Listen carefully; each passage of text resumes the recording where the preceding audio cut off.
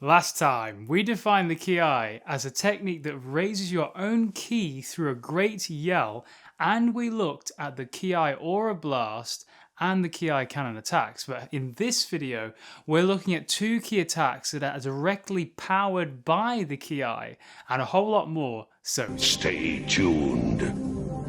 The first technique is the Kikoho, or Tri-Beam in the English dub. The Daizenshuu 7 Special Attack Dictionary lists it as a ki manipulation technique, and its name, the Kikoho, translates to ki manipulation cannon. Ki means spirit and energy, ko means blast, and ho means cannon. Tien originally learnt the Kikoho from the Tsuru Sen school, which created it to be a fatally damaging technique. Master Roshi had presumably been exposed to it during his training days with Master Mutaito and his peer Tsuru Senin. The Kikoho requires a massive amount of ki to be raised to perform this technique, so a ki is performed in the early stages of the attack in the form of a great yell. The ki is concentrated into one point, massively raising your ki and then released all at once in a single visible golden burst of ki and fired at the opponent.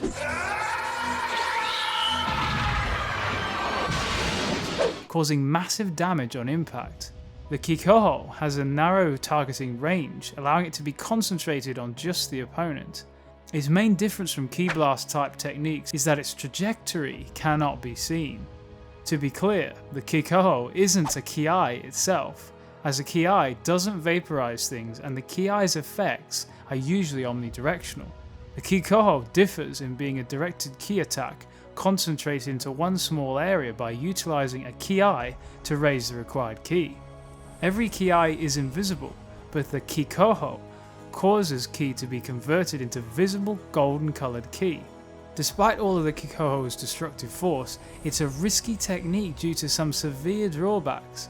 Mr. Popo and Master Roshi stated it uses up your Ki at a fantastic rate and can cause you to die after just one use at full power, or many uses with suppressed power. The English dub did make an error with the Kikoho, as they stated it uses up life force as well as your Ki. They made it seem like there is a distinction between life force and your Ki, however in the original manga the two are the same. If all your Ki is used up and expelled, you are dead, so this life force that they are talking about is actually Ki. The Kikoho can therefore tap too far into the pool of your Ki to the point where the basic Ki required to live is used up. Despite the Kikoho being many times more powerful than the Kamehameha, you need to be somewhat similar to your opponent in power to deal sufficient damage. The problem Tien had versus Nappa was that the Kikoho was ineffective due to Tien being a few times weaker than Nappa. In a 1989 issue of Weekly Jump, Tien's power was given as 1830 and Nappa's was 4000, so the Kikoho was able to multiply Tien's power somewhat, but not by much, and it certainly wasn't as effective as Goku's Kaioken. However, due to losing his hand and his ki dropping rapidly, the Ki could only raise some ki for the Kikoho. It's likely Tien was way less than half as strong as Nappa, so the Kikoho had little effect. However, the Kikoho can definitely kill an opponent who is somewhat similar in power, as it was stated in the manga when it was initially introduced that Goku would have been killed by it. Through intense training, Tien later unlocked an advanced version of the Kikoho called the Shin Kikoho, or Neo Tri-Beam in English. The Daizenshuu 7 Special Attack Dictionary says the Shin Kikoho is a separate add-on technique that increases the force of the Kikoho. Tien let out a great yell before each Shin Kikoho was fired, which tells us the Ki was being used to power each blast.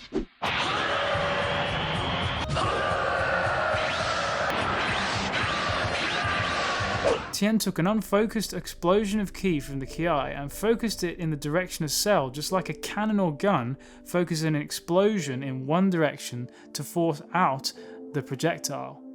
What the Shin Kikoho can do is make multiple rapid-fire Kikoho blasts, and put out enough destructive force to inhibit the movements of the opponent it hits, even if the amount of energy behind it can't actually hurt them.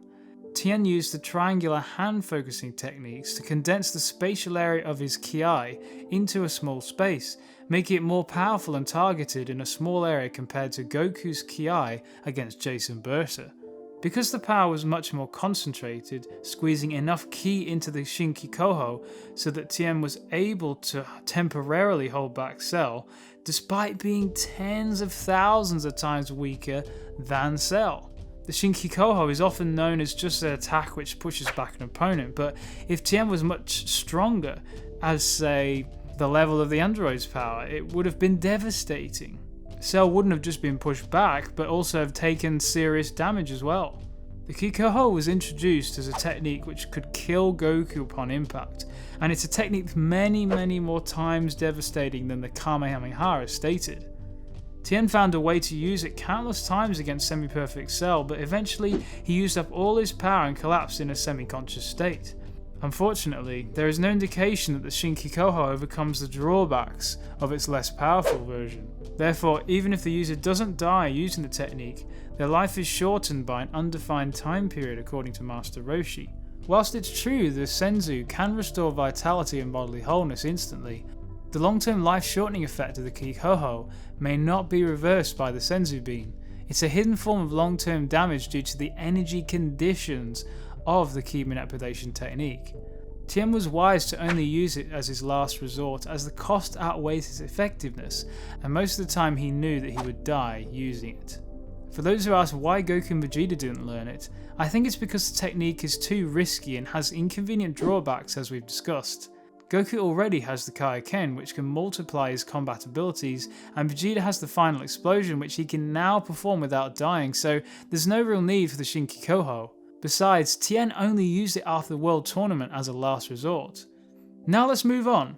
The second technique powered by the Ki is commonly referred to as the Mouth Blast, or Kuchikara Kikoha, meaning Ki Skill Mouth Wave. Many of the evil characters in Dragon Ball use this technique, including Piccolo Jr., Dodoria, Nappa, Recoome, Janemba, oh yeah, and I'm a fire in my laser!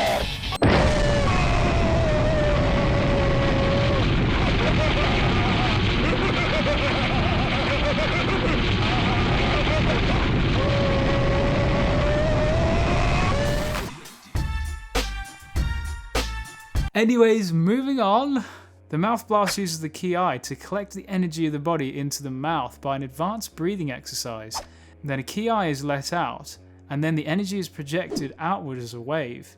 In the process, the user's characteristics determine the colour of the beam. Because the beam is primarily high energy matter, it explodes on impact or penetrates through an opponent's guard. A great example of this in detail was Recoome's Eraser Gun, as it completely detonated a nearby island to dust, and likewise, Dodoria's Mouth Blast against Bardock broke down Bardock's defences and destroyed everything in its path for hundreds of meters. This technique is extremely effective at close range, and this was one of the main reasons why Nappa used it so close to Goku, as he knew how difficult it would be to counter it at that distance. Rightly so, Nappa was completely shocked that Goku could destroy it with not too much difficulty. If an opponent's speed or power is much greater than your own, it could be easily blocked and then you've used up considerable energy.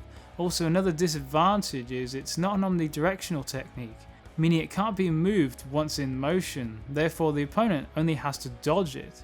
This wasn't a problem for the Ozaru though. I'm a fire in my laser! As their Mouth Blast is so wide that it takes a huge amount of effort to dodge, and the damage zone is greatly enlarged as well. It really is one of the most deadliest techniques that an Ozaru has. In the next video in this series, we'll be looking at the defensive uses of the Ki, such as Ki cancellation, Ki barriers, and more, all of which are powered directly by the Ki as well, so definitely look out for that video soon. And also let me know your thoughts on the Kikoho, Tri-Beam, and the Mouth Blast that we talked about in this video. And also, if you missed it, check out part 1 of this series on the Ki up here in the corner, guys. Thanks guys, and if you enjoyed the video, press that like button and I'll unlock your full potential. No, I really will. And subscribe to expand your knowledge of Dragon Ball and get coverage of Super. And lastly, check out the following videos of mine coming on the end screen. Thanks! Kai Kai!